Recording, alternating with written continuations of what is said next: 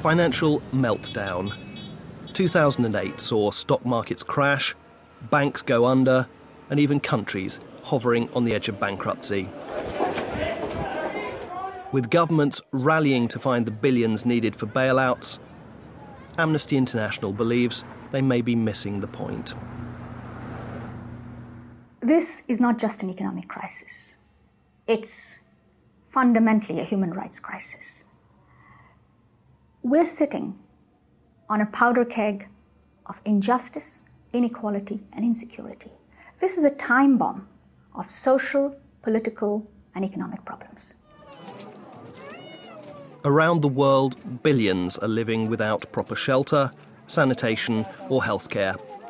2/3 of the world's population are prisoners of poverty, casualties of a gap in government investment between business and people. 2008 saw demonstrations against food shortages, protests that were brutally suppressed, turning economic recession into political repression. Those who do try to escape to a better life can end up locked up. And some don't survive the journey at all. Millions more are facing discrimination.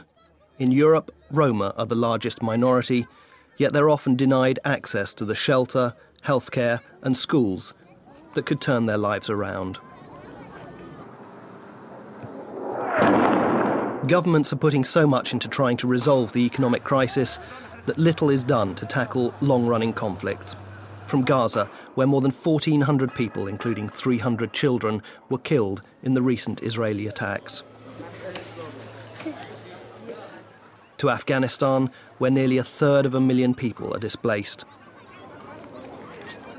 To Sudan, where the crisis in Darfur shows no sign of resolution.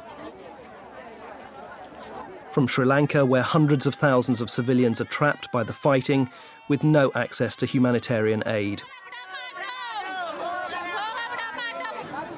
To the Democratic Republic of Congo, where millions have died as the result of war and where there's still a massive humanitarian crisis. Amnesty International believes governments have a duty to address these human rights issues and not just focus on economics. We want to live like any other girl in any country, any other woman or man. We want to live the way they live. For all of us here, we're now living with the threat of death. If you leave us here, we can do nothing. And there are new sources of tension, with the conflict between Russia and Georgia and the terrorist attacks in Mumbai.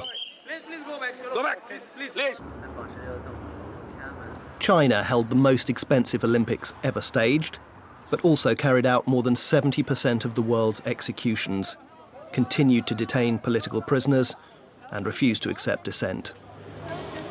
I, Barack Hussein Obama, do solemnly swear. As the world's most powerful man was sworn in, Amnesty International celebrated his announcement that Guantanamo is to close. But the US has still to fully investigate suspected abuses that took place in the name of the war on terror. There we go. And prosecute those responsible. One prosecution already underway is that of the Congolese armed group leader Thomas Lubanga, the International Criminal Court's first war crimes trial, and a demonstration that the international community can act on human rights. But Amnesty International believes that the world's richest nations cannot solve the world's economic and environmental problems without recognising that human rights are at the heart of the solution. There's a lot of talk now about how governments have to fix the economic system, how governments have to get the economy back on its feet, how markets have to be fixed. What we are saying as Amnesty International is that when you do that fixing, don't just go back to what things were before, because there were major human rights problems. You need to fix them too, and this is a real opportunity to get the state once more on its feet, but on its feet for human rights, recognizing that obligations for human rights are as important as the economy. Millions around the world want this to be the start of a new era. Amnesty International wants that new era to bring a new deal on human rights. people demand no less.